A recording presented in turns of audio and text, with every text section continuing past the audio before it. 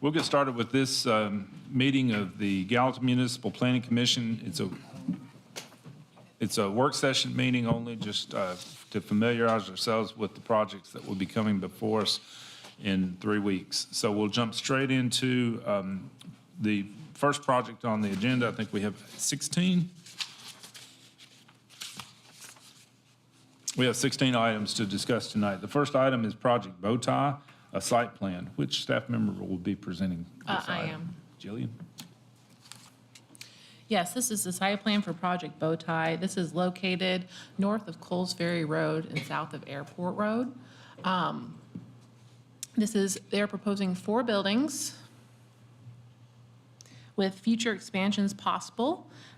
This will be divided into 2 lots with a new property line running north and south. This property is currently split zoned between IR and IG. So any of the uses that they are proposing on this property, wherever that building is, they'd be allowed to do the uses within that zoning. But overall, warehousing and manufacturing, which they had indicated on their plan as this is proposed for, would both be acceptable in those zoning districts. They have started providing us with more information. We're getting some more detailed site plans for review. We still have a number of comments at this stage between planning, stormwater, and engineering in particular, but they are getting more concrete drawings to us from what you saw last month. They have also moved the buildings around from what you saw last month. So they would have to provide more information at the resubmittal on Monday, but they do have time to accommodate that. They are proposing alternative architecture, including concrete panels, prefabricated metal canopies with a couple different color palettes for these buildings. This is pretty similar to what we are seeing in our industrial areas. And it is an alternative from a brick stone requirement for around the office area, which is 50%. But again, this is an alternative that we are seeing predominantly in this area.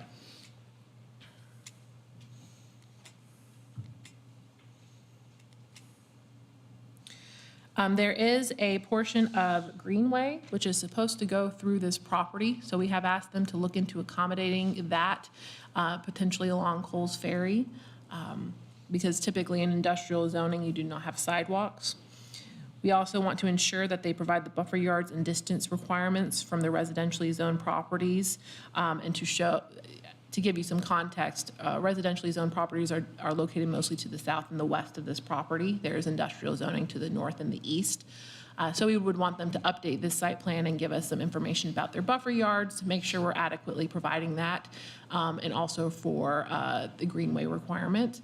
There's also, I believe, a section of stone wall along Coles Ferry that we would want preserved, as we have done with other properties in the city. And I believe the applicant is here this evening for discussion. Thank you. Yeah, if we have a representative for the applicant, please come forward. Good afternoon, I'm Matt Anderson with Al Nyer. We have the design team with me as well, and hopefully answer any direct questions you might have. Can you repeat that?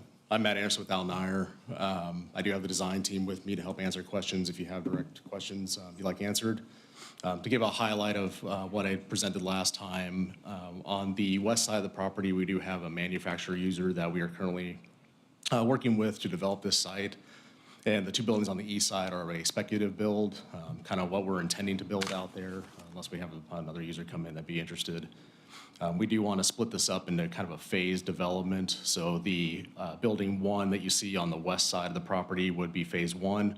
The 2 speculative buildings, 3 and 4, over on the east side would be phase 2, and then the expansion would be phase 3 at a future date. We're still working through the design drawings, but we are planning on doing the engineering design review after approval through the Planning Commission here. And a few of those comments, I don't think there was anything that was too problematic for us, so we're just working through the comments that we received to date. If there's any questions I can answer, I'd be happy to. The one design was very colorful and the other wasn't. So do you have a leaning towards one or the other? For the buildings? Yes. So the first building on the west side is more tenant-driven of what they like to do in their products and what they want to see. The east side is our typical spec that we like to see. So that's why you see the 2 different color palettes on the buildings. I was going to say, though, as big as these buildings are, the two different looks is probably a good thing out there, so it's not a whole lot.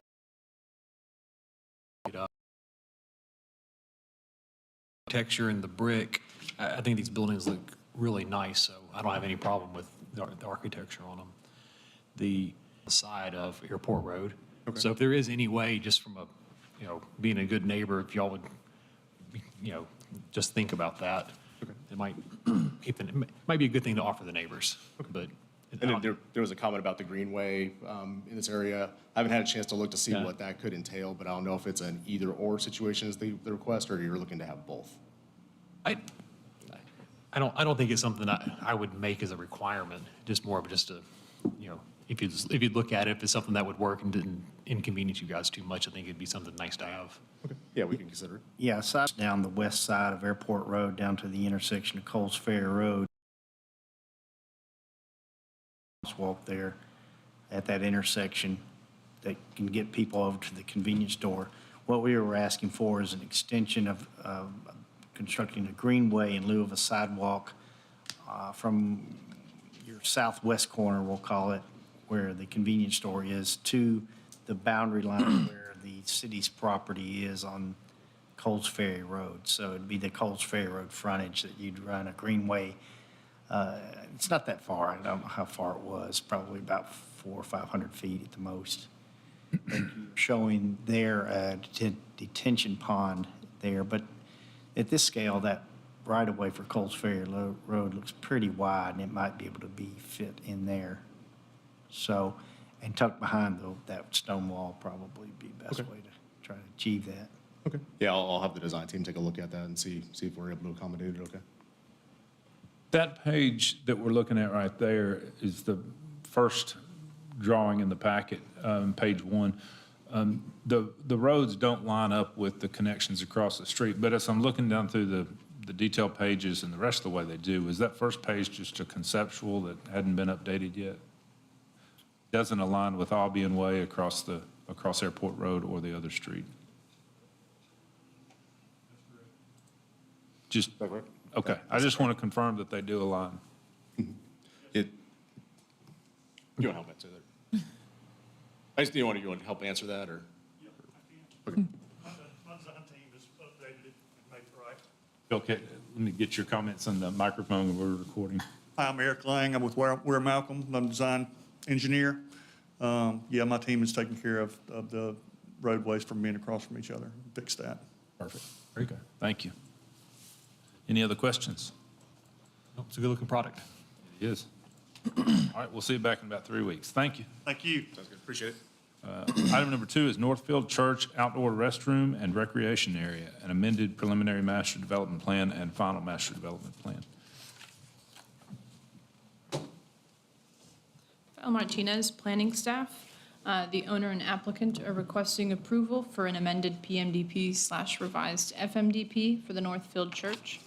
This request would add an outdoor restroom and repurposing outdoor recreational areas on the northern portion of the property. Some of the comments from planning included just needing clarification in regards to architecture and setbacks.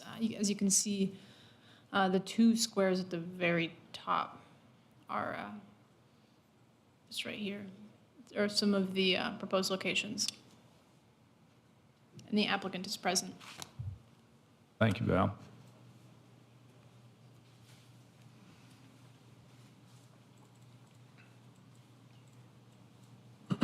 Hi, everybody. I'm Bill Jacoby with Northfield Church here in Gallatin.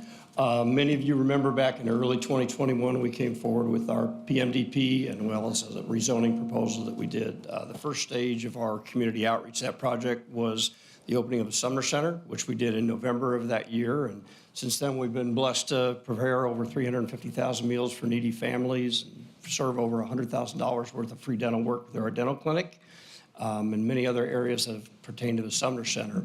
The second part of that project is in this back area, which is 0.8 acres, and that is to build out an old playground that we currently have and make it inclusive for all families to participate in, and then take a basketball court and make it into 3 pickleball courts. Both of those parts of the project, we worked with the city of Gallatin, with Mary Garkey when she was with Parks and Recs Group. So we're using the exact same supplier, Miracle KYTN, that did Miracle Park in over here. So all the materials, all the canopies, all the equipment are the exact same specifications as the city of Gallatin. And then the pickleball courts, David's helping us with the lining and all the supplies to get that all changed over to pickleball courts. What we're here to talk about today is the bathroom that we'd like to put in between those. It was not on the original PMDP. It's going to be a 3-stall bathroom, all family restrooms. The third family restroom will be a larger family restroom that will include an adult changing table because many of our special needs families have needs to change, and that can be very difficult without adult changing table. So that's what we're here to request and discuss tonight. Some years back, is this the same tract of land that y'all brought before us, a housing plan? It's off to the right-hand side of that. You can kind of see it off to that right-hand side, yes. So is that still, that's not constructed? Pardon me? No, it's not yet constructed. That's in phase 4. We're in Okay. phase 2. So right this now. doesn't Phase 4. replace that? That's still in effect? It doesn't, but in one of the comments I saw, it is our intention, and will always be our intention, to have everything all connected so it's accessible for any ability level of anyone that would stay in those residences, as well as anyone that would visit our campus. This would just be an FMDP for that portion of the Yeah. development. Yeah, it's about 0.8 acres. It's right in between those 2 squares that are up there, right in between those 2 squares. It's a 268 square foot facility. All the materials are identical to what was approved for the Sumner Center, the roofing, the siding, as well as the split block design. Okay, I see the village on there now. That's still part of the plan. Okay. It's still part to Questions? connect all that.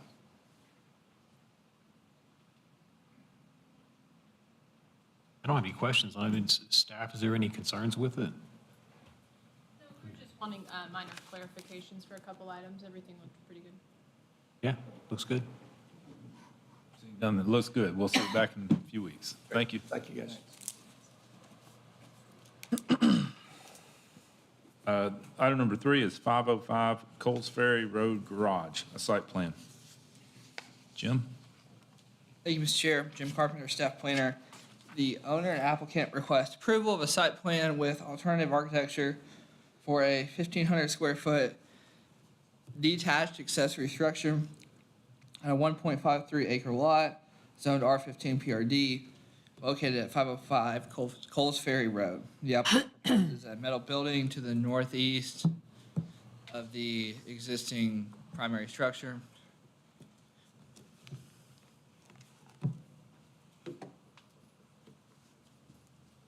Do we have a representative for the applicant or the applicants themselves?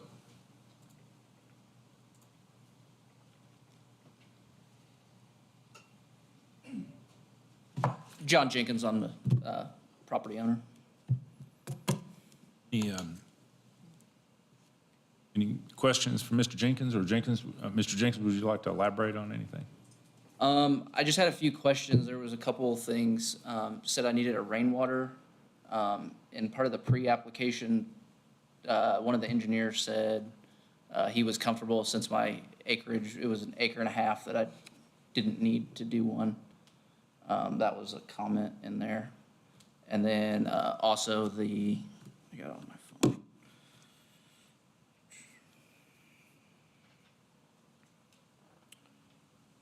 It said missing CAD file, please provide CAD file geo-referenced. I honestly have no idea what that is. Don't worry about the CAD file. Okay. Yeah. Okay. What material are you using? Is it metal? It's siding? metal. It's through the barn store, right down the road for me. And then are there other barns close by that are metal siding along the street? There's not any as part of the Langley Estates. There's some down the road, but I don't believe it's part of the city. I could be wrong, but When this was, I remember when this got developed, is there a homeowners association? there is not. There's not, okay. What is that in the next door neighbor's backyard? Looks like a helicopter pad or something. What is that? Can you see it? Big square with a circle in the middle. It would Looks be like a fire pit. Oh, yeah, it's a fire pit. Oh, wow. fancy. So your property gets massive. more narrow as it goes back. I'm assuming that you have enough room to meet the side yard setback requirements? Yeah, in the picture, you can see I wanted at least 10 feet. If we need more, I'm perfectly fine moving it even farther off the property line. I was told 10 feet was the minimum, so if it needs to be more, I'm more than willing to do more. I see. Yeah, it's a big property. Questions? I have questions about, I know we've looked at a bunch of these where, people wanted to use the alternate architecture coming in to neighborhoods where there's numerous examples of pre-existing non-compliance, but this is a little bit of a different story where we've got a building and all these houses are built recently, so, should the architecture requirement not apply?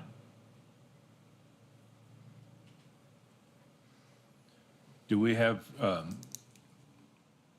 There's some front neighbors. elevation Sorry. photos of the existing houses? All I see are the overhead Google. It looks like They're all brick. brick and stone. They're all brick and stone. What were you gonna say? Some neighbors have some of those, I call them prefabricated storage buildings that you see around that you can buy and they move in. Nobody's built a permanent. Gotcha. Well, I guess it might help. I think part of what I'm typically looking for is that there's examples of similar, like say, if you're going to put a metal building up, that there's existing metal buildings elsewhere that, so it's a little more, so it's consistent, so. Yeah, there's none in my language. Everybody's new. Yeah, with these houses, the- they would have come to see us if they were gonna put Yeah. something up at this point, so. So, I mean, I guess my concern is we want to start a precedent for metal buildings Yeah, behind really nice houses. how does the whole neighborhood feel, or how does the whole development feel about metal outbuildings as accessory structures? And without an HOA, it's hard to say. Well, I think Langley was set up with an HOA. No. No? No, What about any restrictions? I don't think it was, because there was discussion at that time because of a common area strip along the back of the subdivision. I remember that whole It's into the city conversation. property, and they didn't have a homeowner association to maintain that, or where the power lines cross over the road, and that's a common area track too. So I don't believe they did unless one was established after the fact. We don't review those. But I will let you know, as we have consistently done at the staff level, but that our recommendation will not be for approval of the alternative architecture. But The question I do have is, I didn't You go. need metal? I didn't go to the auction when they sold all these lots off, but I remember some people who were there that there were quite a few deed restrictions that went with them that addressed fences and outbuildings and things, if I remember right. Have you checked that to make sure there's no, I'm 90-something% sure that there is no restriction on outbuildings. I think there was some for fencing and like animals and okay. I things mean, like that. I'm but, going off of memory from a long time ago, so. Yeah, I would ask, before our meeting in 3 weeks, if staff would go back and look at the details. There was some discussion about, because it's not set up as an HOA, that each property owner in Langley Estates was responsible for its own, bioretention is not the right word. It was but, the rain gardens. It was the rain garden. And so that might be where engineering's comment came from. And the concern, because the concern was, without the HOA, how do we assure the rain gardens actually got put in with house constructions? So, And let's just say that somebody wouldn't use this as an additional residence. I don't think codes would ever permit it or inspect it to allow it to be occupied like that, so. Well, actually, I know they wouldn't, so. Any other questions? do I need to do something for the rainwater? That was a comment as part of my application. I would encourage you to reach out to Ryan Fort and Lance Wagner in our office. They're the ones that made that comment, and Okay. they'll be able to tell you what you need to do. Okay. Check into that, and I think that if staff can provide us with some photos of the residences in the area, or if each of us can take the time to drive out there and take a look at that. I'll drive through there and see what the other residences look like to get a better feel for the architectural compatibility. If there are no other questions, then we'll see you back in about 3 weeks. Thank you.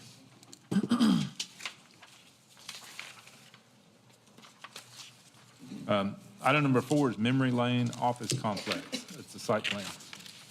Emily Lang, staff planner.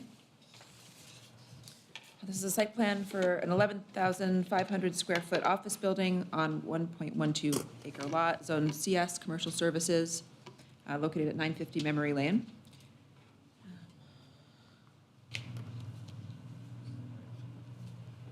So we had a couple of comments. The first was we suggested to the applicant that they reorient the site to basically avoid the rear of the building fronting on Memory Lane, because at this point, it's a lot of big swaths of brick wall. And so that could face the existing property. That was something that we would prefer. We've also asked the applicant to provide some additional architectural elements to sort of break up this wall. And this is something that we requested as a condition of approval with the office complex across the road, the Woods Commons one. They're also identical buildings, so if they could potentially be differentiated in some way. That was another comment we had, that we'd prefer that.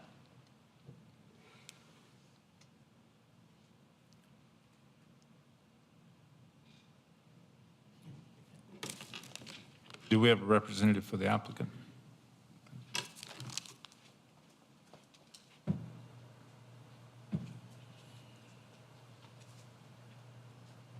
Kyle Schneider, Clover Engineering. I guess just to clarify the orientation, we originally wanted it to be facing the front of the buildings, both frontages, but the site only has about 4 foot of fall from that south side to that north side. It's sheeting to the north there. And so it made the most sense to put our stormwater features up there, which with the parking in the building square footages, it really didn't allow for, stormwater pond with maybe a building and then the parking in front. It would have kind of really eaten into any usable space. So that was the orientation issue there. We've internally already talked about possibly, completely different architectural style to differentiate the two buildings, or, adding some additional architecture features like the one across the street had kind of gotten conditionally approved for, so.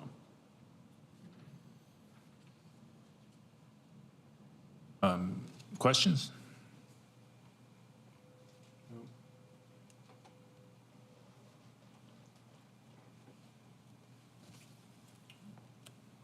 Does the commission understand what we're saying about the orientation of the building? Yes. Y'all clearly understand that? Okay.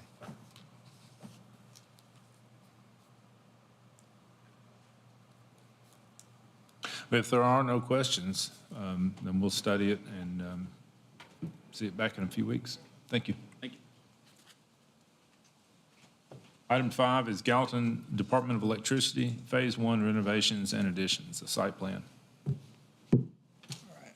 Thank you, Mr. Chair. The owner and applicant request approval of a site plan for renovations and expansion of Gallatin Electric Department on a 12-acre site zoned R10 medium density residential and CG commercial general zone districts located at 135 Jones Street.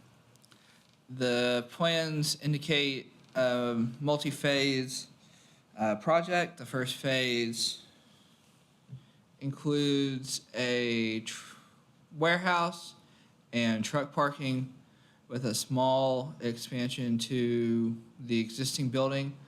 And then future phases will include a much larger expansion of the main electric department building. Staff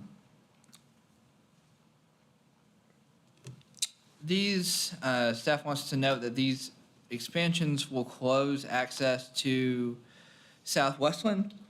So all access to the site will be from Jones. Staff has also made comment addressing a sidewalk along Jones Avenue for this project. Architecture for the buildings, this is the parking. It's hard to tell without the percentages, but roughly somewhere probably in the 60% brick range. And then this is the warehouse building, which follows a similar sort of motif. It's very similar to what is at Public Works.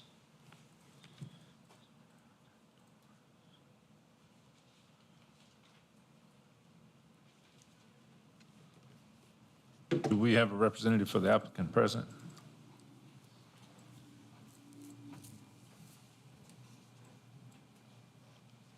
Hi, my name is Brad Martin, Lyle Cook Martin Architects, and with me, Dave Allman Civil Engineering, and Mark Kimball, the General Manager of the Electricity Department, and glad to answer any questions, but I will tell you, we have started going through the comments and so forth, and we're in the early stages of creating our response document to you. Appreciate the presentation that you just made. That was very clear. But we are here to answer any questions. So what space are you occupying? What's that now? The space from the electric company where it exists now, what are you taking over? Is it vacant land? Property they bought over the years. Sorry? It's property they have acquired over the years. Okay, He's been buying up houses every time there's an opportunity. okay. Got So it. that blue outline is what, it includes some of the former house properties along Jones Avenue right there. So that's So there'll be two homes or something else in front of you? No, ma'am, there won't be any houses in front of the actual office or the warehouse expansions. The existing houses that are remaining on that drawing, right, that image are to the left-hand side. Those will remain? To the left. Yes, okay. Overall, so far, y'all in agreement? Are y'all in agreement with staff comments so far? Yes. Okay. I don't have any other questions. I don't have any comments on this one. Seeing no other Mr. questions? Martin, I do have a question. This multi-phasing project that you're proposing, how are y'all going to maintain parking while in operations there while these various stages of development are occurring? Well, as far as staff parking, there's a lot of space in the upper portion of that blue outline. There's a huge gravel laydown space in the back, so I'm sure a lot of that will be occupied by staff. Customer parking? Customer parking is not going to be interfered with very much during this Phase 1 project. Okay, just wanted to be assured that the customers have, Right. and the employees have adequate access while Absolutely. construction's going on. In fact, that drive loop it's not altered at all during Phase 1. Phase one won't adjust the customer parking or access to the building at all. Okay.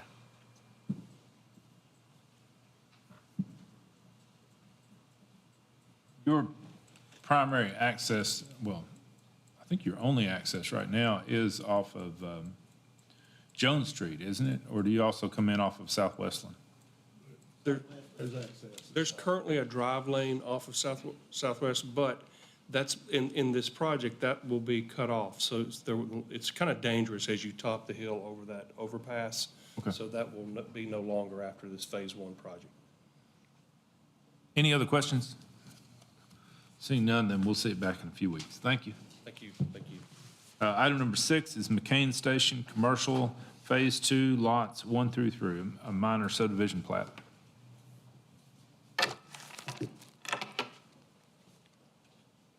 Emily Lang, staff planner. This is for a final plat for McCain Station Commercial Phase 2, lots 1 through 3, to construct, to create one open space tract and dedicated easements on 32.14 acres, zoned PGC, Plan General Commercial, located east of Provine Boulevard on Sweetbriar Way. Our only issue was that they're not showing that Lot 2 is going to be split. And that's, we have another project on tonight's agenda dealing with only part of Lot 2. So that was the only way we knew that it was being divided. But, so if the applicant can just clearly show that, otherwise, it looks pretty good. We didn't have many other comments. All right. Thank you. Do we have a representative for the applicant?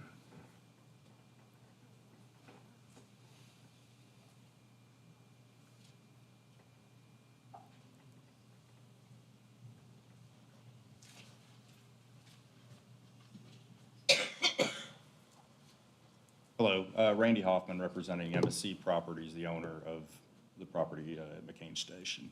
The reason you're not seeing the Lot 2 subdivided just yet is because, as mentioned, they're in front of you tonight for the beginning. We kind of want to make sure that there was some conversation about some cross-access and some other things on their submittal. So we don't want to prepare a plat and then some things change. But it is our intent to subdivide it. We'll have to do it to be able to sell them the property. If there's any questions, I'd be happy to answer. Questions? No, it sounds like an item further down the agenda is going to address this. Yeah. Sounds pretty procedural. I think we'll, unless you have anything else to add, we'll see it back in a few weeks. Thank you. Item number 7 is Red River Townhomes, a final plat.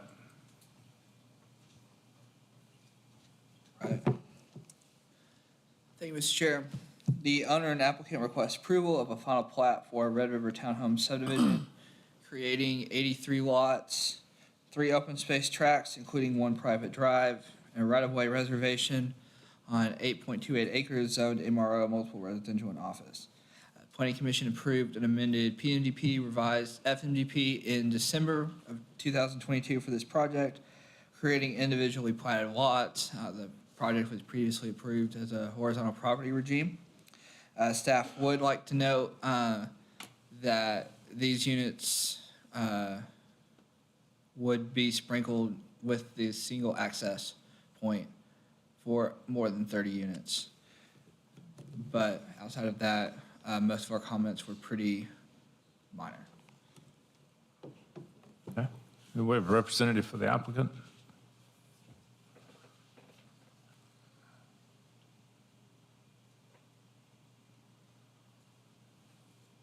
Go to Beasley with Greenlee Design. Our office is in agreement with all the comments. The biggest difference, like you said from before, is this just is no longer an HPR. Got it. So when this came before us sometime back, a lot of discussion about the right-of-way reservation, the 0.45 acres in the southeast corner. Has anything changed about the footprint of that right-of-way? Not that I believe, no. Okay. Engineering satisfied, you're satisfied the right-of-way dedication in the southeast corner is still good enough to accommodate the roundabout possibility? Yes. Okay. Other questions? Nope. Then we'll see it back in a few weeks. Thank you. Thank you. Item number 8 is Langford Farms, Phase 2, a final plat. Bill Martinez, planning staff. The owner and applicant are seeking approval of a final plat for Phase 2 of Langford Farms.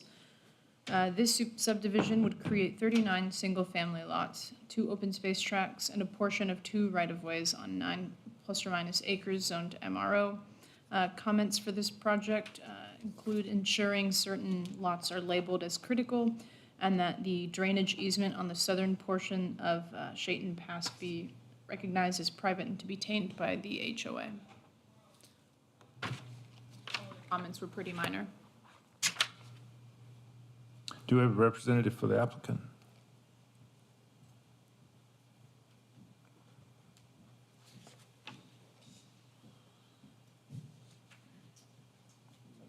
Matt from Reagan Smith, and it's just phase 2 of Langford Farms, just 39 lots. Any questions?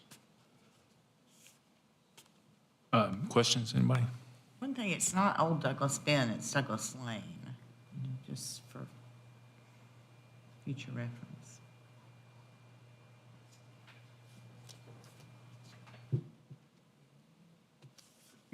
I said it's Douglas Lane, not Douglas Bend. Oh, yeah, right. I was That's right. confused if we don't get it right. make sure that gets corrected if it's on the plat wrong. I had a question about the drainage easement that's along the south lots there. You are in agreement that that would be maintained by the homeowners association, and that will heavily restrict those lots from being developed for accessory structures and maybe pools if someone wants to do that. So that's kind of an unusual thing to stick in the backyard there, so. Yeah, we were, it's well within our, building them up's well within the front of the lot, so there's plenty of. Well, if there are no other questions, then we'll see it back in a few weeks. Thank you. Does staff want to present items 9 and 10 together, or are they really separate? That would be fine. Okay. Jillian? 9 is Villas on the Green Phase 1 and 2, amended preliminary master development plan, revised final master development plan. And item number 10 is Villas on the Green Phase 2A, final plat. Yeah, so you've seen this project a couple different times. Villas on the Green located off of Nashville Pike. This is predominantly for Phase 2A, as the other phases have either been built or are actively under construction. The applicant came through last year to propose a triplex unit, where some of these had 3 units instead of having just the quadplexes or the duplexes. That resulted in increasing the density up to 72 units. That went to city council and did get approved. They have decided to revert back to their original plan of 68 units and not have the triplex model anymore. So this is the originally approved plan with 68 total units. Architecture is all the same. They're just reverting back to previously approved. The plat is consistent with that as well. We have a representative for the applicant present. While the applicant's coming up, on previous times that this was before us, I recused myself because I actually used to live in the house that was next to this property on the west side, but I don't live there anymore, so just in case anybody wonders why I'm talking about it now and I didn't a year ago. Bobby Bell with Los Design. Like Jillian said, we amended this to show a triplex product. The owner wanted a smaller square footage product to sell. Don't think that that was a big hit, so he just wants to go back to the originally approved plans. So it's just duplex, quadplexes. Like Jillian said, this has all been previously approved. Nothing's really changed. And then the final plat's the next item to just show those lots being duplexes and triplexes versus duplexes and quads versus triplexes, so. That's pretty procedural. Easy enough. CJ, do you have a question? Sir? Seeing none, we'll see it back in a few weeks. Thank you. Item number 11 is McCain Station Self-Storage Amended Preliminary Master Development Plan and Revised Final Master Development Plan. I'm assuming this is the item about the Lot 2? Actually, no. Oh, okay. Yes. Who's presenting this? I am. So this is the McCain Station Self-Storage Project. This is a proposed amended PMDP, revised FMDP. And this is the lot in McCain Station that is directly adjacent to 386, with some of the residential properties to the north along Sweetbriar Way. It's also the property that has a 270-foot wide TVA easement that runs through it, so that has caused it to be a little more difficult to develop, given the property constraints. As you know, TVA easements can really limit the landscaping you can put in and things like that. So with that, originally, this plan, or the McCain Station, conceptually showed a hotel or an office on this property. Now they are wanting to do we call it limited warehousing, but it's a self-storage facility. Item 12 on this agenda actually proposes a hotel in the same development, but across Sweetbriar Way. So that's the one where you will see, that's consistent with the plat where they'll have to split lot 2. That will be across the street from this. This plan shows 4 storage buildings. Bring up the 4 storage buildings. Yes, 4 storage buildings, 3 covered parking buildings, an office, and surface parking for vehicular and RV storage. Materials on the building are predominantly brick and stone as required by the zoning. Pull up that architecture. So here's your layout with some basic material information and color palette. And these are various views of the buildings.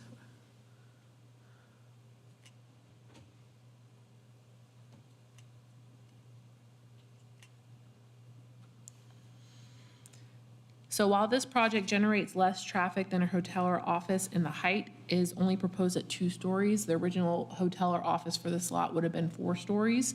The view of this facility, in particular, the long-term parking area, is likely the most vital part that the commission should consider this evening. And when we had meetings with them, we definitely discussed screening, particularly with landscaping and fencing. So you'll notice that there is a pretty elaborate landscaping plan to go along with this. They are preserving a number of existing landscaped areas on the corners of the property where they have them. I don't think there was a whole lot of tree canopy right in this area to begin with. And they are limited on the types of vegetation they can put under the TVA easement. So they have shown what they have worked with TVA to add. Staff did have some comments about maybe adding some islands or being able to break up the surface just a little bit. We understand they're constrained by trees, but just to break up that surface parking so it's not quite so heavy.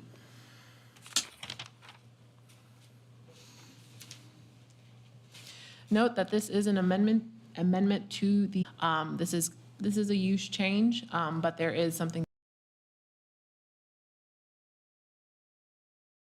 than is originally proposed. So those are all things that we'll address in our staff report and that you'll have to consider in 3 weeks. The applicant is here if you have any questions for them. Yes, thank you. Do we have a representative for the applicant? Please come forward.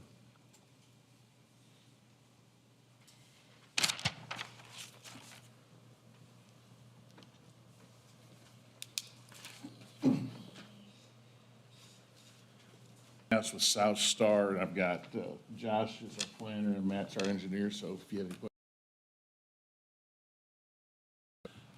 questions. What about staff's concern about breaking up the expansive parking? Is that possible in this situation?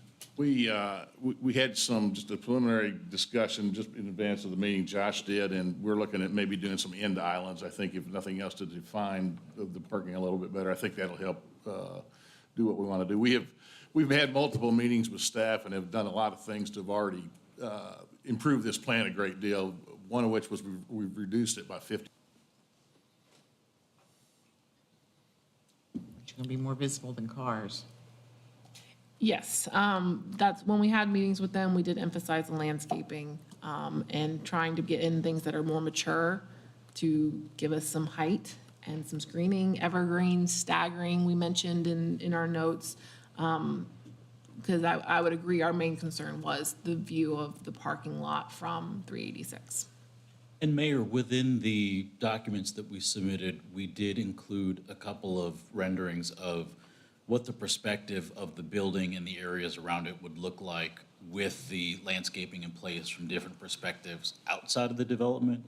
We've been working very closely with James and Rosemary, the EDA office, but also Bill and Jillian on how to maximize the landscaping to break up the area where the RV and the boat storage will be, but also that the storage building itself look like a high-quality office building that's broken up with windows and doorways, but also that there's not doors or anything that are facing onto 386 or Big Station Camp.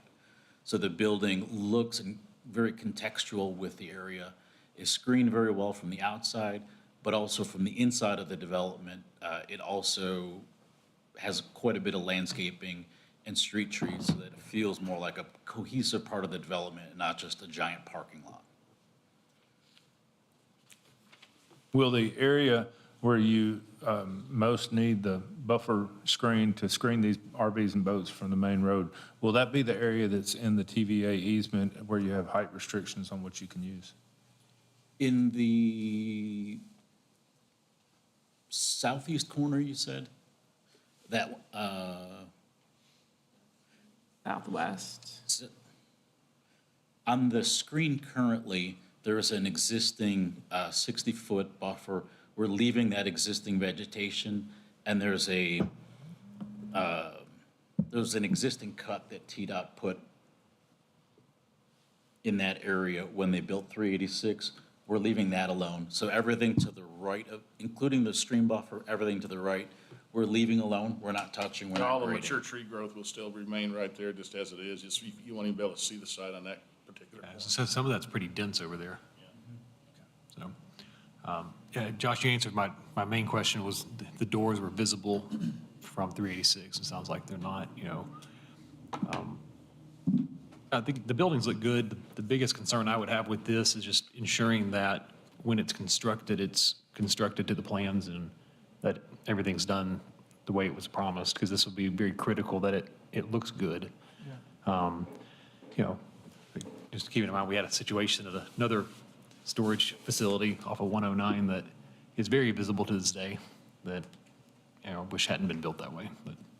I have worked with this particular group for several years, about 6 or 7. So everything that they've said, everything that they've ever promised in any development that they do, they deliver on. But I can let Ralph talk a little bit more about their history. I appreciate him saying it. I mean, we're committed to build what we're showing, and we're committed to put in the time and effort on the front end so that we get in front of you guys and are able to present something that we've already put a lot of thought in and talked to staff and you know, and made some concessions in order to get what you want to have, but we're committed to build what we show. Okay. No, I appreciate that. I just want to make sure we're not doing one thing to get it approved, and then it comes back with asking for take stuff out of it. I don't think we'd have much of an appetite for that, but it sounds like you're on the right track.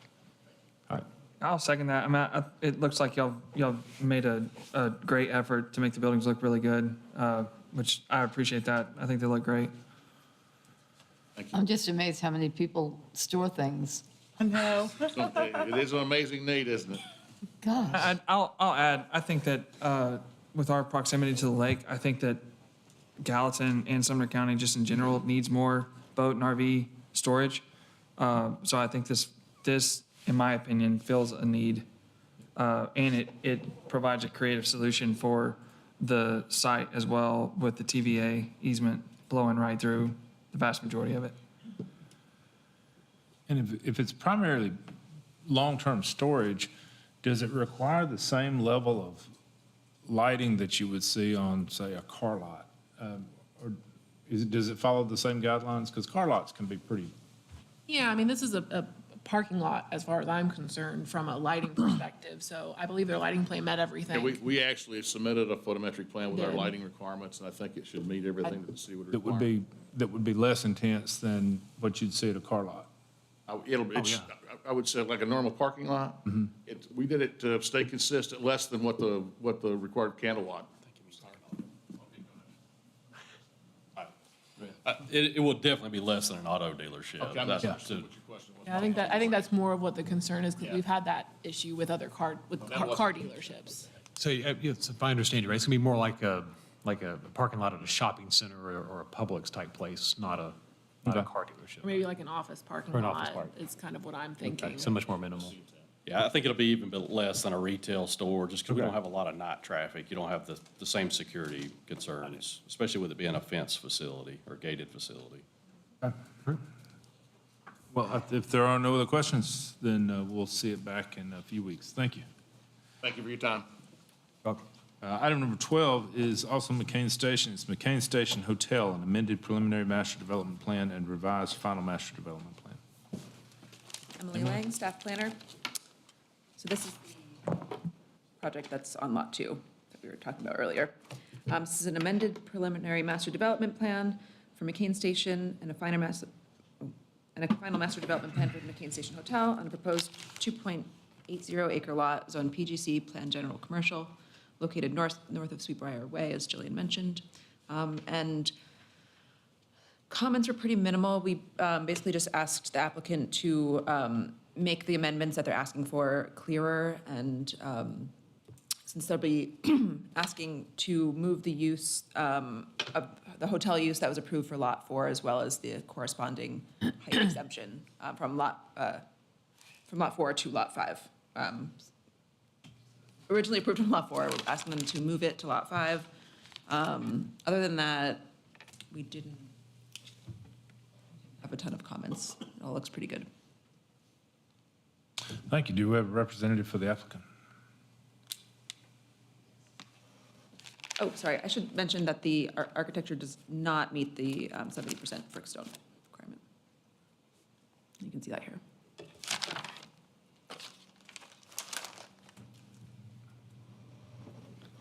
Avery Steed with Fulmer Lucas, the engineer on the project.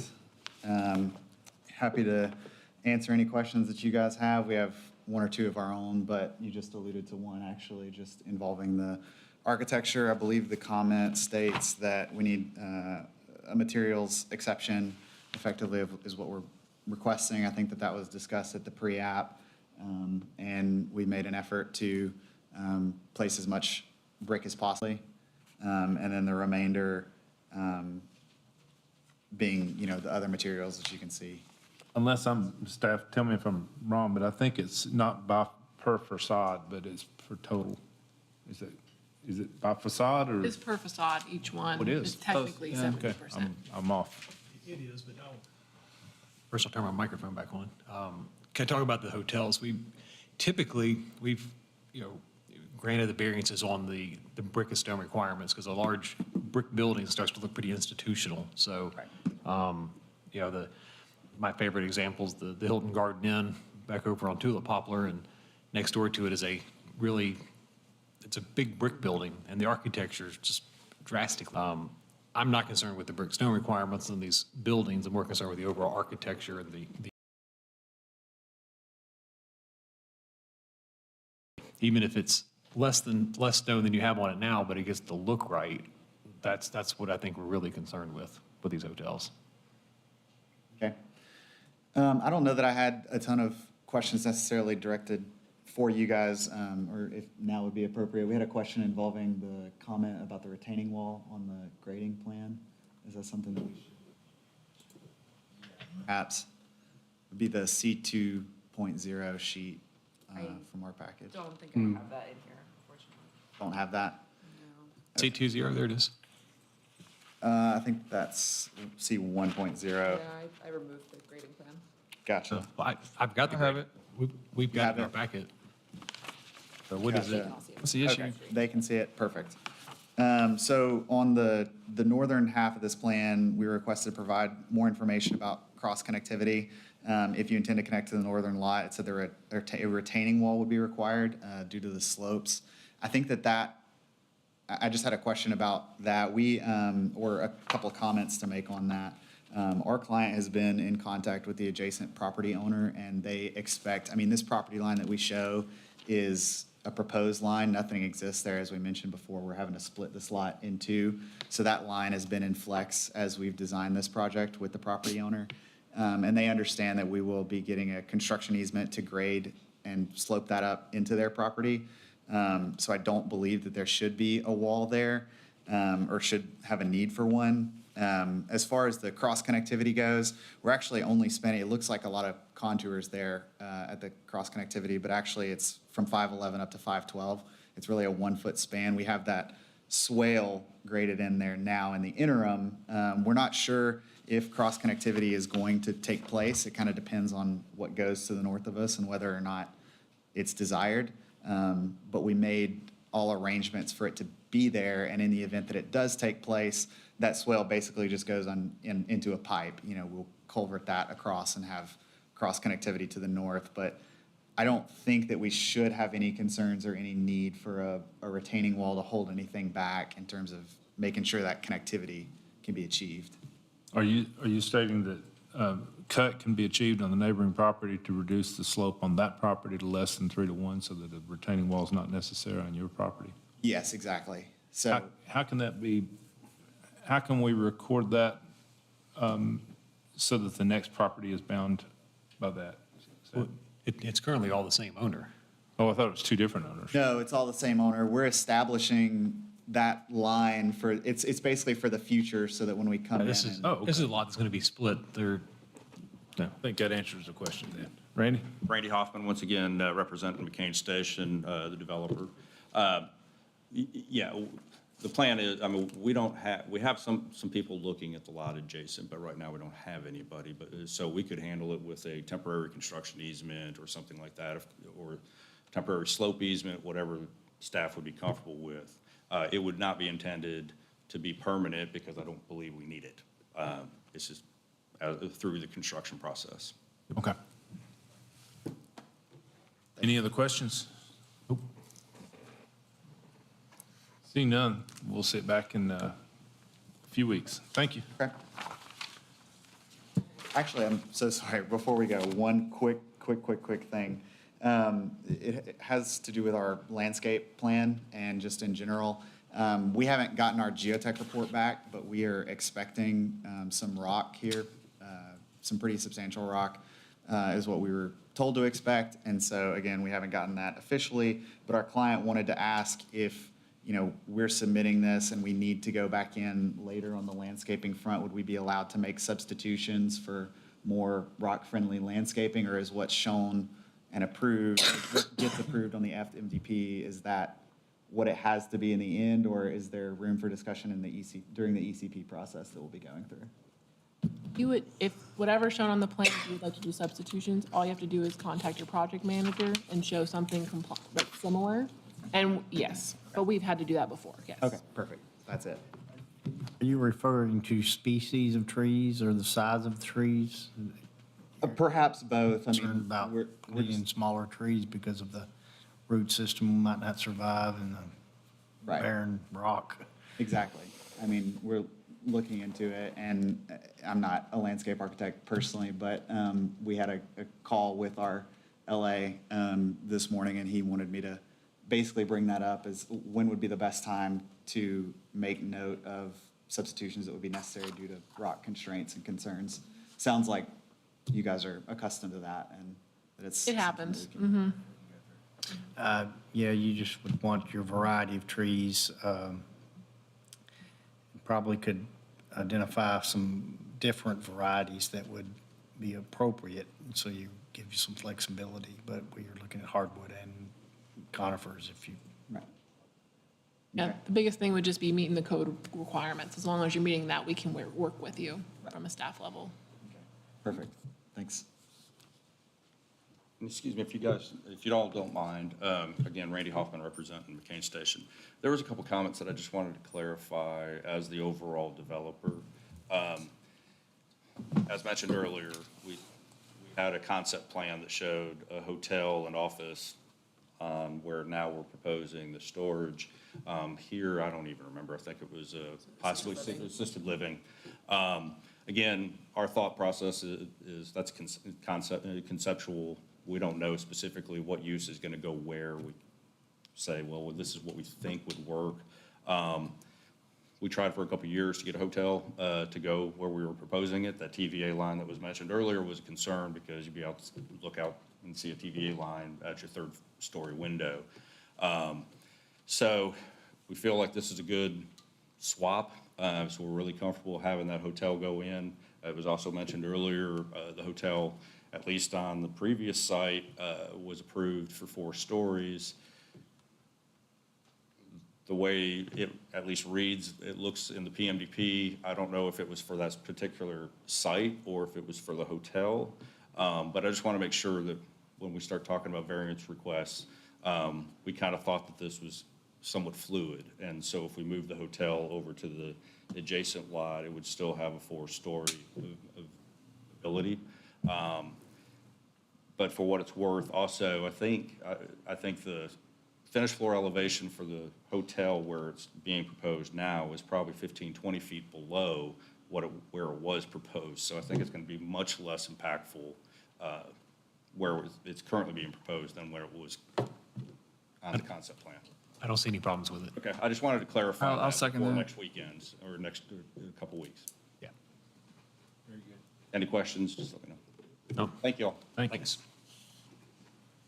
Item number 13 is Advanced Auto Parts at Winsong, an amended preliminary master development plan and final master development plan. Carol Martinez, planning staff.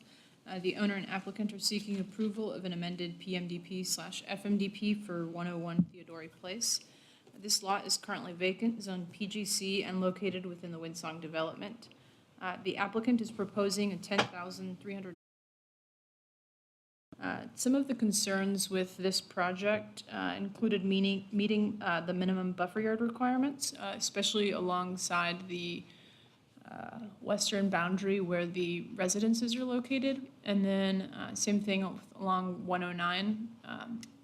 Similar concerns were just the way that the building we're facing. We would like to see greater detail in regards to architecture, especially on such a prominent corner lot. We don't really want to look at the back of an auto parts store. The applicant was also showing the dumpster location right at the corner. Those were the majority of our concerns. Thank you, Val. Do we have a representative for the applicant present?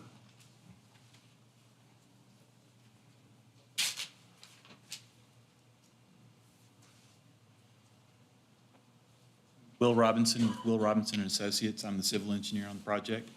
This is Ramon Farak. He's with the developer. I'll be dealing with the civil engineering type questions, and he can help you with architecture and the landscape questions. I guess we've really got a question for you about the dumpster location. It came up in our pre-submittal meeting, and it was not popular putting it on the front corner, but we've got residential to the west on this property, and it was concerned about putting it on that side. So what we proposed was a nice brick enclosure around it with some heavy landscaping around it, and going ahead and putting it on this front corner. But we've got to land it somewhere. So this is our preferred location, but we're open to input on it. Just help me orient myself on this. Is this across from the intersection where the new 7-Eleven is? So this would be the other side of that corner? Okay. So, well, I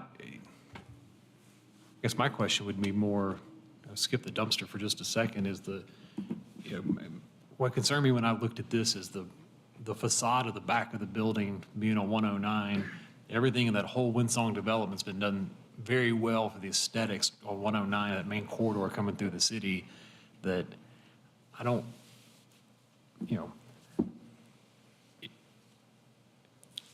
it's not going to look real good. Okay. So, Well, we discussed the pilasters, which we added, and then some glazing, I guess some windows in the backside there against Highway 109. Is there something else specifically? so I guess right now, if I'm looking at the elevations, Side? And right, okay. So I'm assuming that that's the back of the building that would be right now at 109? That's correct. Okay.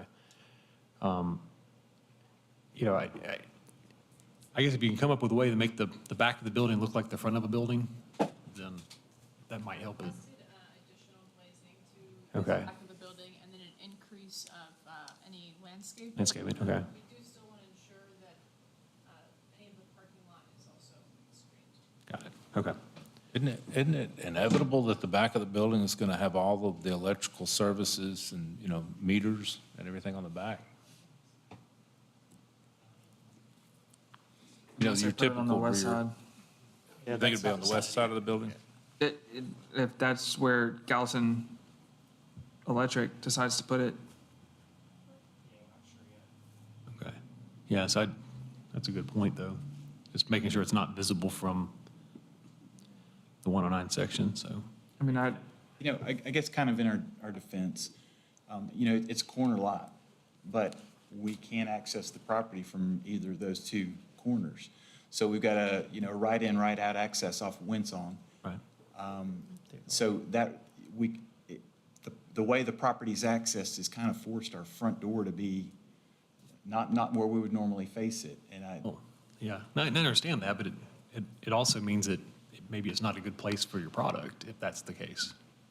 I mean, it doesn't, just because the property's there and it's an odd shape and has some restrictions, I mean, sometimes it's just the wrong spot to put the product. But the glazing's not an issue, or is that an issue, I guess? Is it, if we make the back look more like the front? That would go a long way to help the concern about the aesthetics Sure. from the 109 piece. Okay. Yeah. Just out of curiosity, did you look at flipping the plan to where it actually fronted? Or was there a concern from staff with parking along 109? I think there was initially some questions about the parking along 109, but I don't think that we could get the drive aisle unless I'm confused. Yeah, so the drive aisle's probably his problem, CJ. Yeah. I have a question about your west property boundary and your landscaping there. Our code requires an opaque buffer between the residential zone properties or used properties and a commercial property, so be looking for an opaque type buffer along that west boundary. Yeah, it's one of my questions as well. Be a fence or wall in addition to the landscaping. In addition to the landscaping? Is there room between the back of the building and the right-of-way of 109 to even put landscaping? That's sort Not of, really showing it, but we have seen, at least with other properties within the Winsong development, where they have switched the buildings. It's not ideal having the parking in the front, so I'm not really sure what that would look like. But it are still requiring some type of landscaping on this side. Well, I mean, in its current state, though, like if they kept the site plan as it is there room to even put a landscape buffer? I'm going to have to talk to the landscape architect a little more. I do know that he voiced some concerns with that initially when he sent me the design that we sent you. Well, I mean, the reason why I asked that is because there's nothing shown on the landscape plan between the building and the property line. It's going to be the ugly chain link fence in a building. Which TDOT has already told us that we can't touch. Yep. There's a solid 20 feet between even the sidewalk and the right-of-way line, so I'm just a dumb civil engineer, but I think we can get We'll figure out something. plants in there, so I think there is, to answer your question, I believe there's room for the landscape. There's a 6-inch gas line running along the back of the building. I'm assuming that's why.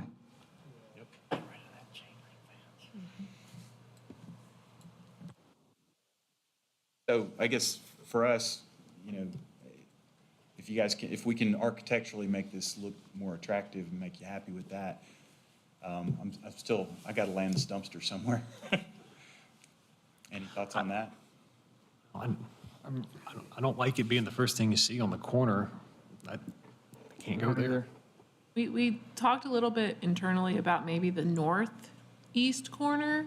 So it's still off of the Adori, but it's not at the corner, it's not off 109. Yeah. Yeah, I think the only, So we thought maybe that would work. it's fine, I think I can't remember who brought it up on the pre-application meeting, but it was the residential side was over there, so it was the lesser of two evils. We could probably make that work.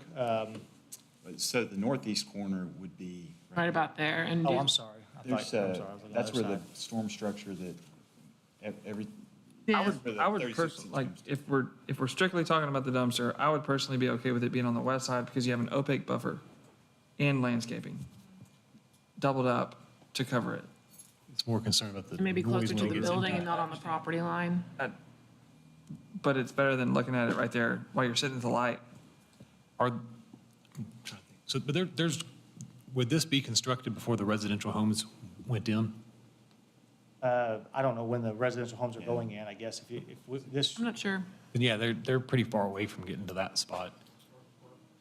Well, we're going to need to get a copy of that plat to show where those lots are in proximity to their west boundary there. Yeah, I think that would help, because I guess it's two things, like what is the proximity to the residential homes? And, my way of thinking is if there's a auto parts store with a dumpster there and someone decides to purchase the house next to it, they knew what they were buying, or reasonably should have been able to look at that, versus having an existing house already there and then putting a dumpster thing right next to it, so. I mean, I was thinking you were talking to the west there. If you're talking, I guess, on the Carter Rock roadside, those homes, is that correct? The one right there who we're buying the development from, the lot? Yeah, right over there. Yeah, on your west. Yeah, I mean, we are hoping to have this, completed by the early of next year, if not this year, but Okay. yes. Yeah, so, I think we would probably be in before, Yeah, based I on don't- what I've seen just visually. okay. And I don't know what their phasing is, but I would say that you'd be constructed before they were building the houses over there. So, okay. Yeah, I think that's to CJ's point. I think that's the corner it probably belongs in. Yeah. Okay. I'd be more concerned about the dumpster on the west side if this was a food establishment with, I mean, I wouldn't think there's going to be a lot of odor coming from the dumpster for an auto parts place. Or is that naive? No, there wouldn't be. I think it's just more the noise of it getting Yeah. emptied. Yeah, but- There is a secondary structure being proposed over here, secondary building. I'm not sure, assume that's going to be a separate item. Well, it's one building, One building. two Okay. tenants. Yeah. So the parking will be reflected, Oh, parking requirements reflected for the whole building? It is, that's what we have here, yeah. what's the second tenant? We don't have an LOI yet. Currently, we're speaking with another tenant of ours, it's Urgent Care Clinic that we developed for quite a bit. As I said, that's not set in stone, but that's who we're currently discussing that with. I think, because a concern would be if a food service moves in here, then the dumpster becomes more than just like plastic That's, use. And if you're that's a moving big that over concern. towards the residential Yeah. side. I thought the whole building was auto parts. I didn't realize it was two tenants. No, it's in it, yeah, we've got the a little under 7,000 square feet. It's got the current tenant and then future to the left. Restaurant, depending on how many square feet you have, parking may not be sufficient for a restaurant of that size.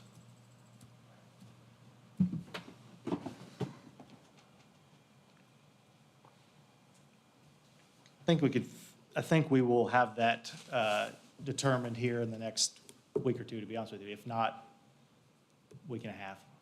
So should be able to solidify that for the planning commission meeting. Okay. Yeah, if you've got some direction on that before the meeting, that would help. But even if we know you're saying direction on what the other tenant would be, but if this building is designed for multi-use, the tenant could change in the future. If it was all an auto parts store, I know it's all going to be an auto parts store. Well, I mean, auto Could parts it store. change, could it change at any point, even if it was all auto parts store in 15 years when the lease is up, it could be bought out by somebody else and Oh, that's true. Always change. And I think another protection for the city is if it becomes a restaurant, it's gonna have to have a grease trap, and it's gonna come on your radar and come back through this process, I would Okay. think. Well, a lot to discuss. Any other questions or feedback? Okay, we'll talk about it more in a few weeks. Unless y'all had any more questions. I'm I sorry. think I may have one more, sorry. I just want to make sure, There's some items on stormwater, and we'll work you'll address that later, yeah. with staff on that. We are using pavers on the parking lot for water quality, so it'll be a nice-looking parking lot.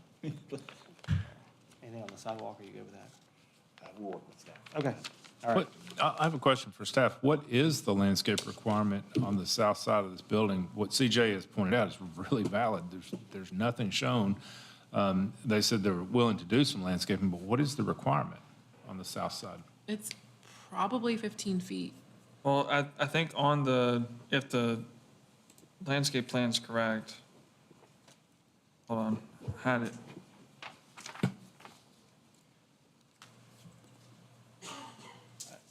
They're gonna need to It's provide called more out, trees.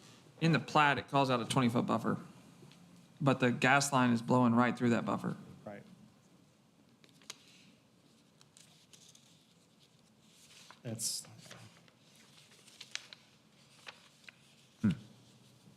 It's also going to be additional signage. On the back of the building? yeah, I spoke to, I believe maybe Suzanne early on. Is that you? Or Jennifer, Or maybe it was Jennifer. Oh, yeah, actually Jennifer Corbin or something like that. Jennifer Dunbar. Dunbar, for that's it, signage, sorry. yes. And she went through the sign requirements. I think we're going to have, the front of our building will have some excess that we can use towards the back, I guess, on the sign. They'll have to follow all the She sign explained the requirements. process of 25% over and 25% of the overage on the front, or the underage we could use on the backside or whatever. Yes, you get a little bit more signage because you're on a corner a lot. It's like 25% of the length of the side of the building. But if there's another company there, they're going to have their brand in addition to theirs. They'd have to share. We have received the sign package. It does show signage on the exterior of the building as well as a monument sign. So if there is a multi-tenant, it wasn't shown on the sign package. Currently, Again, it will require a separate permit through our department, though. But they don't get more signage because there's another tenant. Well, They have- your desire to have signage on the back of the building, which is the front as it faces from 109, is going to kind of work contradictory to our goal of trying to get some screening on the back of the building. I mean, if you're wanting to advertise and we're wanting to mask the building, think about how those two opposing goals can be achieved. Understand. Obviously, I think the sign will be a little higher height, but we'll work with our tenant as well on that. Thank you. Is there, one last question, is there any flexibility on where the front of y'all's building is? So, I just don't think it works any other way is the problem, regardless. Well, I of mean, what- if you're moving the dumpster, so if the dumpster's on the backside, would there be any flexibility to move the front of the building to the east side of the building? I know that's completely swapping a lot of stuff, probably interior. What was the initial issue with the truck turn? Yeah, so the auto parts store, they have at the lower right of that plan, there's a double door. So they back up a truck and unload, auto parts into that space. So it kind of, it makes, placing these on a small site difficult. Okay. Say it couldn't be done, but, and it really, it just, for the flow of the building, it can't go right next to the front door. Okay, that's all I have. Well, if there are no other questions, then we'll see it back in a few weeks. Thank you. Thank you. Item 14 is Lackey Pud, Hancock Street Office Complex, an amended preliminary master development plan. Emily Lang, staff planner. This is a preliminary master development plan for Lackey Pud for 3 office buildings on a 3.64 acre lot zoned MRO, multiple residential and office district located at 234 Hancock Street. We have asked the applicant to modify the ADA ramp that they're showing here, because there are a lot of switchbacks. It's a pretty steep incline, to see if they could make one long ramp or at least with fewer switchbacks. That was our main comment. And this is the same or similar office building that we saw on Memory Lane, and, to see if they could provide any more visual interest to these buildings. Also just want to make the applicant aware of the fact that this will require FMDP approval. Thank you. Do we have a representative for the applicant present?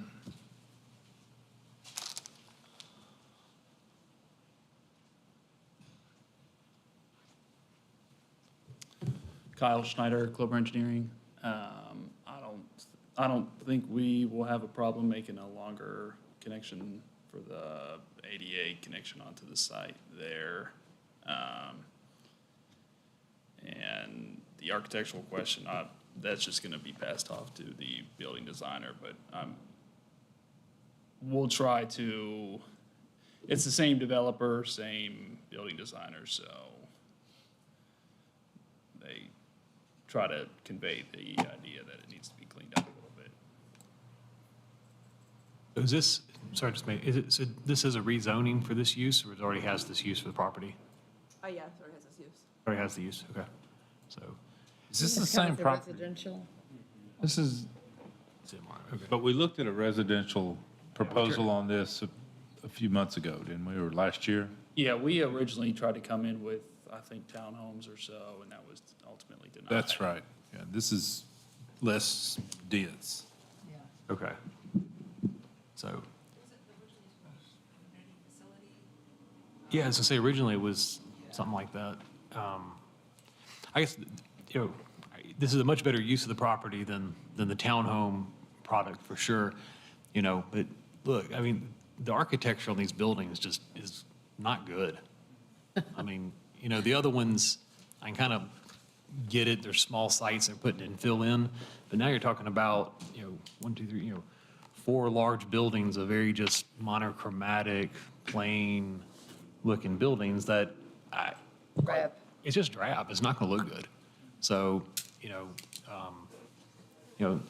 so my advice would be, need some stone, need something that's delivering a product that looks good. There's plenty of examples of these, whether it's over in Hunt Club, there's several buildings, and you kind of see them throughout town where these types of products have been done. They look very attractive, but this is just going to look cheap. I fully agree. I think some more effort needs to be put into architecture for sure. Does that give you some feedback? Yeah, absolutely. Okay. All right. Do you have any other questions for us? Questions, thank you. All right, thanks. Thank you. Item number 15 is Oak Hill subdivision Phase 3 preliminary plat. Sorry, Emily Lang, staff planner. It's the preliminary plat for Oak Hill subdivision Phase 3, consisting of 33 residential lots, 2 open space tracts, and a public right-of-way on 16.12 acres, zoned R15 medium-density residential district, located south of SR 31 East and east of Martin Lane. Main comment was that we are just asking the applicant to convey on the plan which lots will be front-loaded versus rear-loaded. Originally, lots 1 through 10 were to be rear-loaded. And we've also posed the question of whether or not there would be a common area tract along 31 East, and that's not being currently shown. Other than that, comments are pretty limited.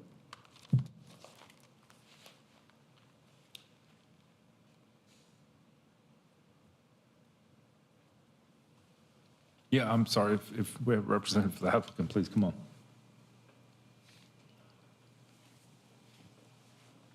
Dakota Beasley, Greenland Design, for the front loading lots, or the rear loading lots rather, 1 through 10 are coming in off the alley back there. And then the other ones are all front, which we will clarify. We're in agreement with all the comments. As far as I know, there's not a common area tract along 31.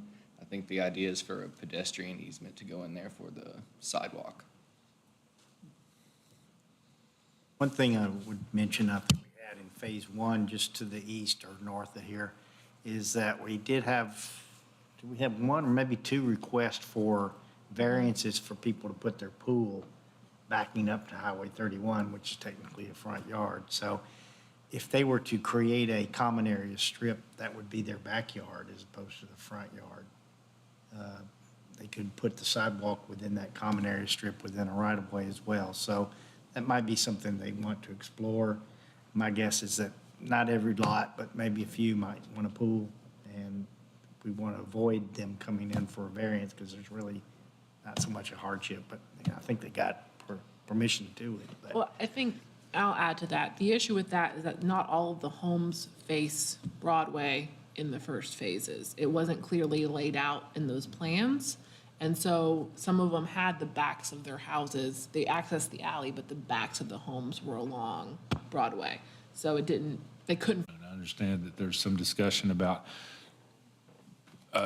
changing the path of Martin Lane. Would it change, have y'all looked at that in depth yet? Because would it align with this ingress egress that they're showing on this? My understanding of it is it would try to align with this access. So there's enough space over there, undeveloped or topography, that it could align with this? I believe so.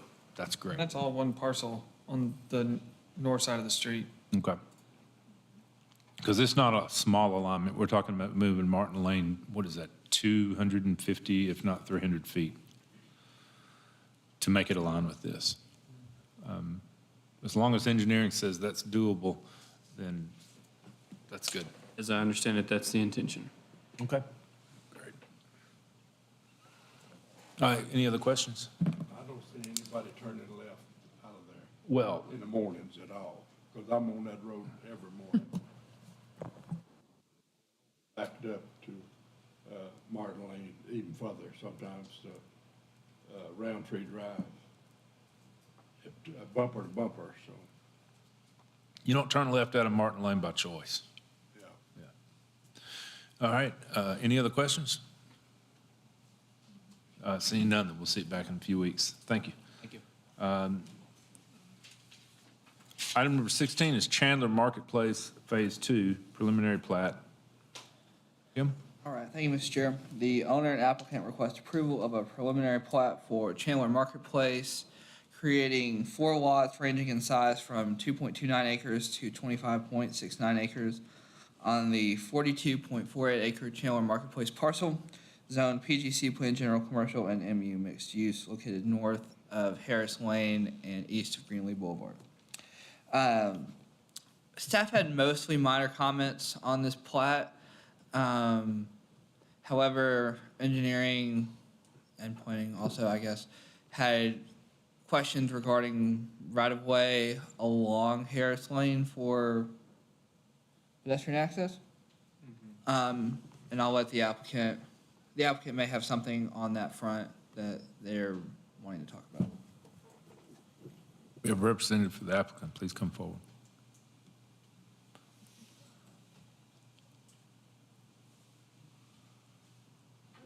My name is Logan Conway. I'm with Arnold Consulting Engineering. I did the survey. I don't have a whole lot of knowledge about the design, but I'm getting with the design team on some of those design-related comments. But any survey-related questions or anything I need to relay, or I can try to answer for you guys.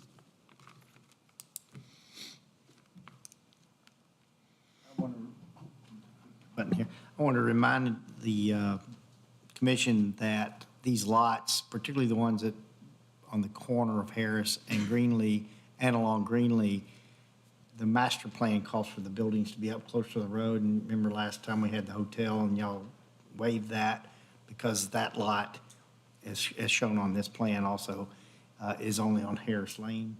But the rest of those lots do have that expectation that those buildings will be oriented closer to the street, not necessarily have a parking lot around them.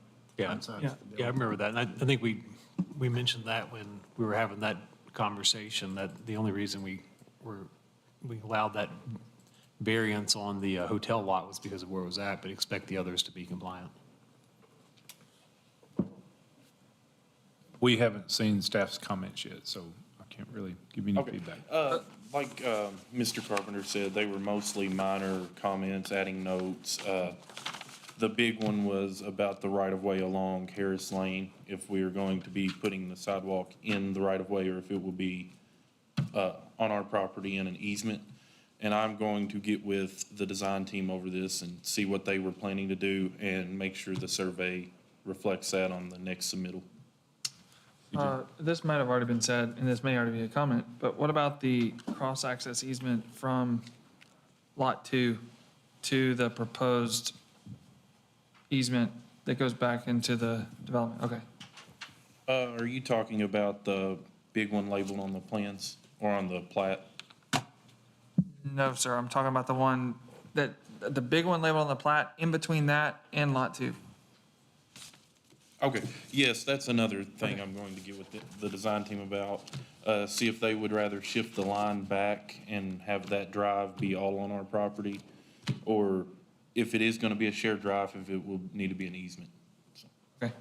'Cause I just say that because that got brought up last month that we just approved. And we're going to have them renumber the lots. That's kind of confusing, that scheme that they. Yes, all of that will be reflected on the revised plat. Any other questions? All right, we'll see you back in a few weeks. Thank you. Thank you. Under other business, we needed to have a discussion regarding Gallatin Marina site plan. All right, thank you, Mr. Chair. Jim Carpenter, staff planner. This body approved a site plan last June for Gallatin Marina that included an office building kind of in the middle of their property here.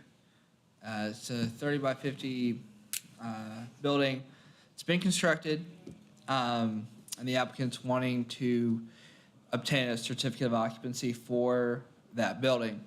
However, one of the conditions of approval for this site plan was that this parking lot to the east of their boat storage buildings be constructed before obtaining a CO.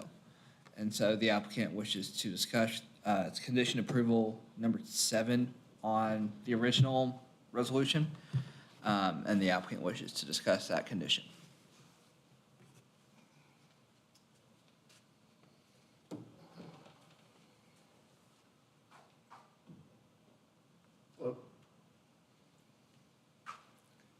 I'm Nate Rubright, I'm the property owner. We had originally planned on building the parking lot for overflow parking for the marina. The original plan basically just had a regrading of the area itself to flatten it out, put a parking lot in.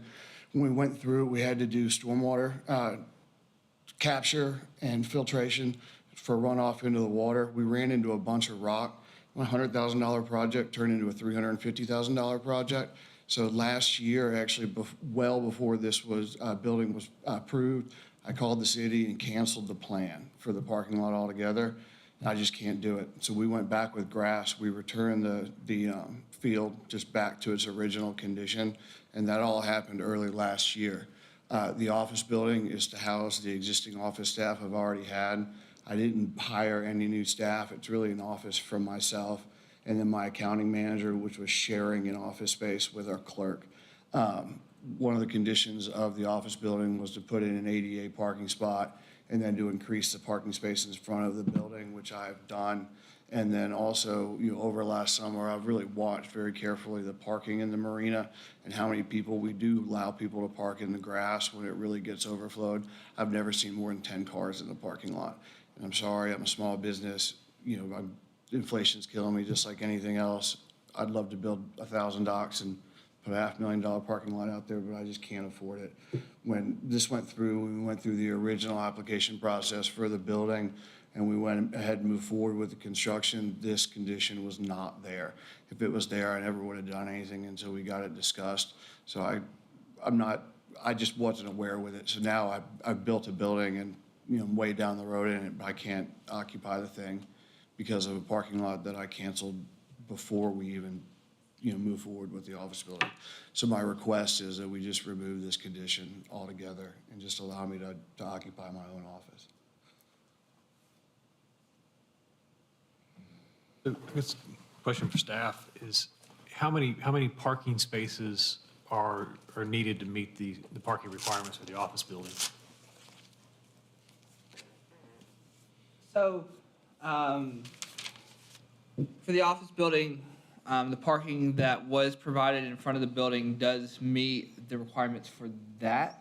However, because the building basically was built on existing parking for the marina and the restaurant, which are its own sort of kind of situation, basically there was a need to replace the parking that was reduced by the building construction. Can we pull up the overview of the parking lot or the entire building? That was not the case. I did not build it on an existing parking lot.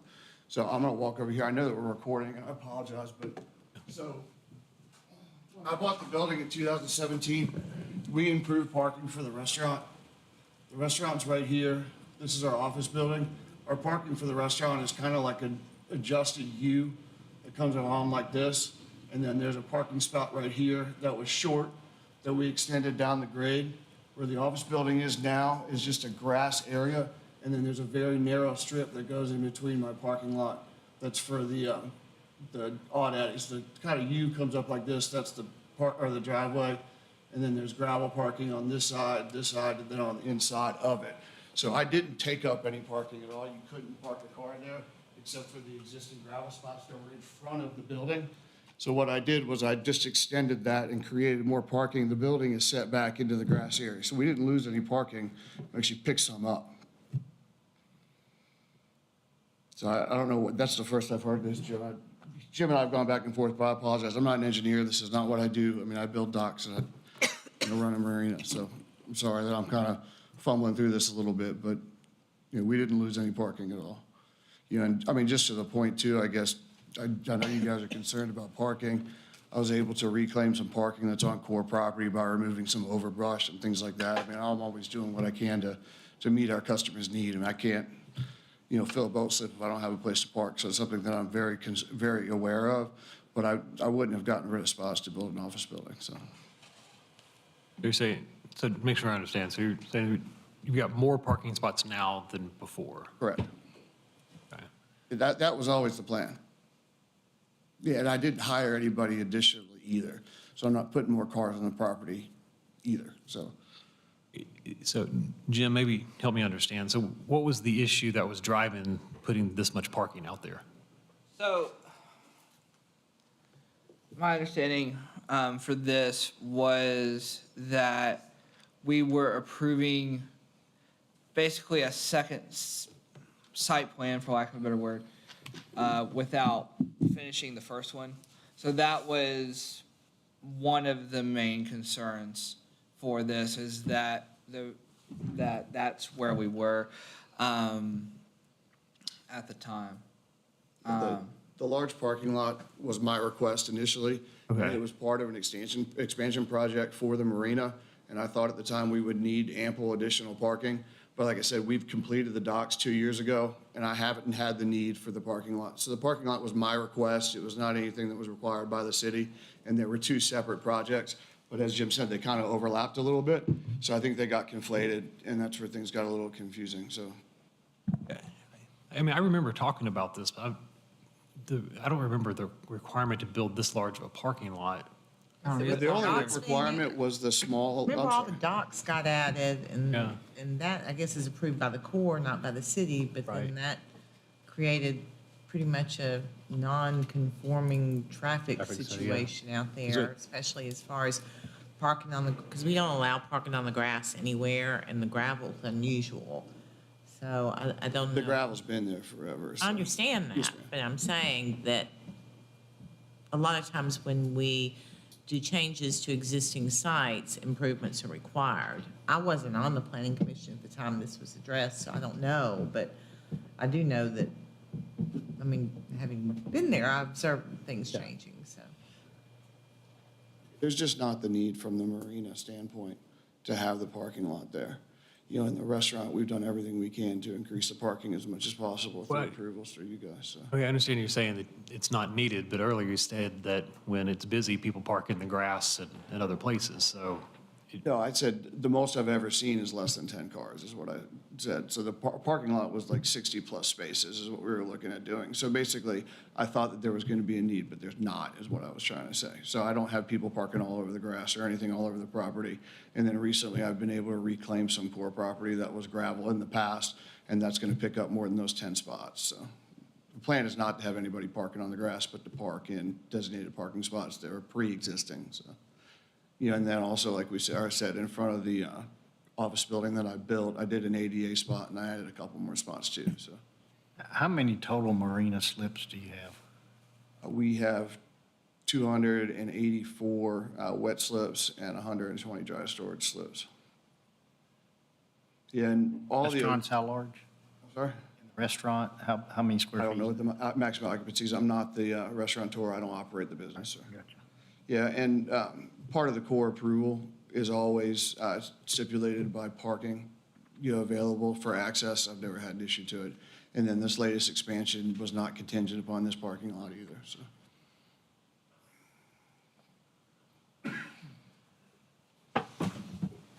Is there been any other type of design you've considered to be, I know you can't cut into the ground because of rock. Is there a way that you can bring fill in to build a parking lot and elevate it from the existing ground level? There's And- really not, because if I do that, I'd be building a huge retaining wall, just the way that the natural slope is. It comes off and it drops about 15 feet to get to the driveway coming in. So I'd be bringing in, I don't know, however many hundreds of thousands of cubic yards of dirt to do this. It's just, cost-wise, it's infeasible for me to do it. And if I had known that they were going to be contingent, I didn't receive the contingencies of occupancy until after the building had already been built. So And are there trailers being parked on this area where the parking lot was supposed to be built? it's where they've always been parked. There's a gravel area up there where we park the trailers. I know there's always trailers in the grass in the field there. That's what I'm referring to. Yeah, we've done a pretty good job of organizing that. We've implemented a tagging system on the trailers, have been able to put it, some other parking areas in the back of the marina and try to organize as much as possible.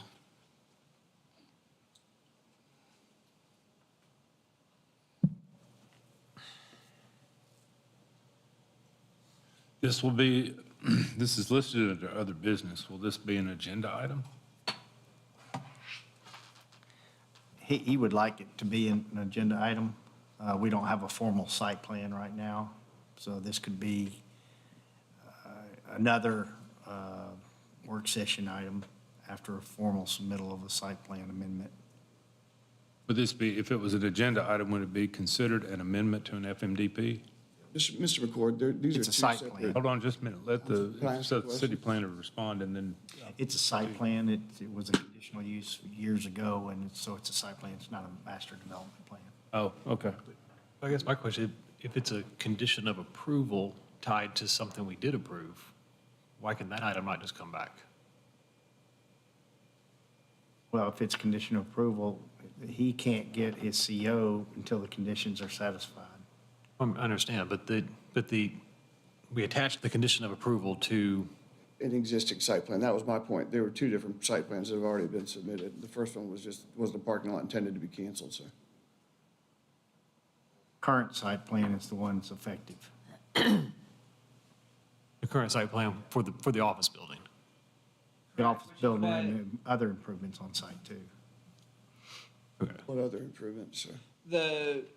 There were the mobile homes and some of that was also, we had talked about some of that, but basically this is to reconsider a approved site plan, to reconsider this condition. The applicant has applied for a CO for this building, I want to say 3 or 4 weeks ago, if not maybe a little bit longer than that. And so that's kind of the applicant's urgency, but this body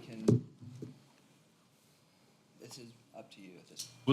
Will there be a staff report presented on this item? Because this sounds like something I know I need to read 2 or 3 times. Yeah, we need to look back at what it was. I can't. Yeah. Absolutely, I would plan to. Yeah, I would suggest make it an agenda item and create a complete staff report, because I just, trying to digest this, there's just some things that aren't coming together on this, but take some study. Yeah, and then the only question I'd be interested in is when the Corps approves the dock slips, do they look at parking capacity? Yes, sir. That's what I mentioned earlier. They do, and there was no requirement for additional parking for my slips. Okay. Do you have something from them that states that? I do. I'll send it to Mr. Carpenter. Yeah, that'd be good to see too. Yeah, it's just an approval for it, and you'll see that it's not stated anywhere in there, so. Well, are there any other questions? So the question, I think, and Bill, I apologize if I'm overstepping here, is whether this body wants to see a new site plan application or wants to consider it under this month's agenda as a reconsideration of something previously approved. Reconsideration of something previously. Let's get this back on quickly.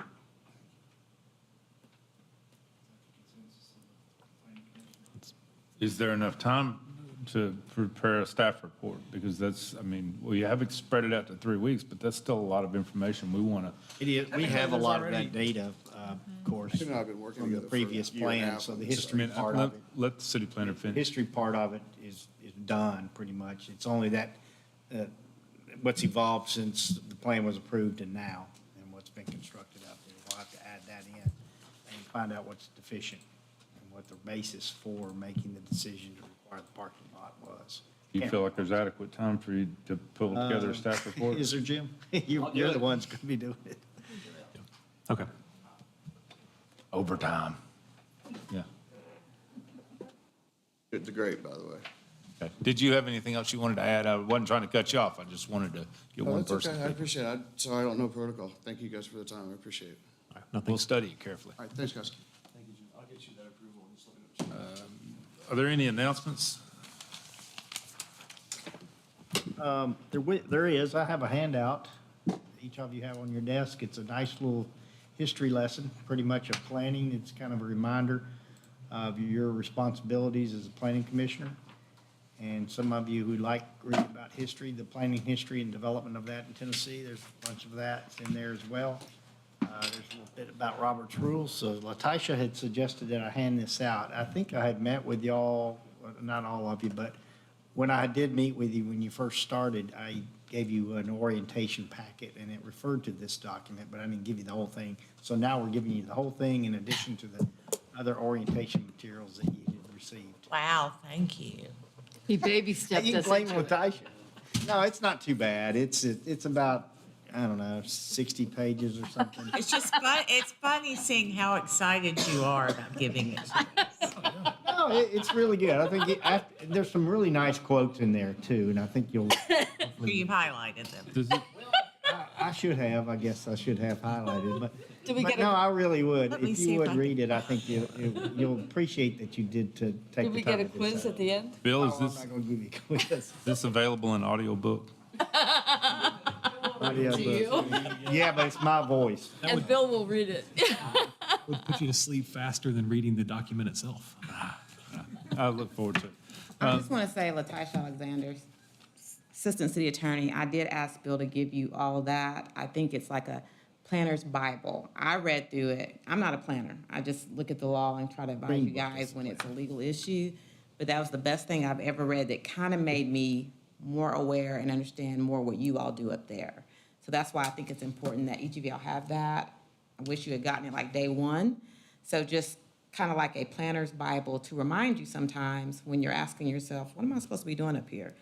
I thought that was the best document I've read so far that gives a good overview of what your responsibility is. So, don't blame Bill, blame Latisha. Thank you. That's so fun. It's still my fault. I have a question. Is that okay? Please. Thank you. When I'm driving over in Windsong and that really cute little pastry place opened up, who approved that type of parking? You're talking about the parking in front of the Cinnaholic? Yes. It's supposed to be parallel parking, but people pull in straight. But the lines are straight. The lines are straight, but if you look at them, they're parallel parking spots. People are interpreting it incorrectly. They're pulling them straight, yeah. That was a whole thing. Yeah, and full disclosure, my company built out the Cinnaholic, so I'm very familiar with the spot. Okay. I don't So know. you're supposed, so shouldn't the lines be changed? Because right now they're just parallel. Well, no, the parking should be Parallel. following the lines Yeah, they're not- versus the.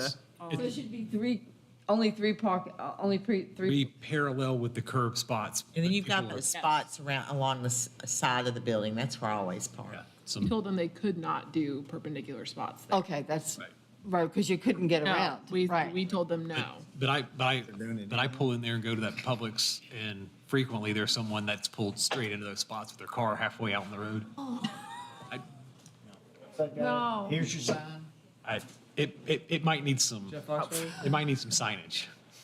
But I'm just, Yeah. We can look at that. all right. We'll look at it. Okay. Well, we're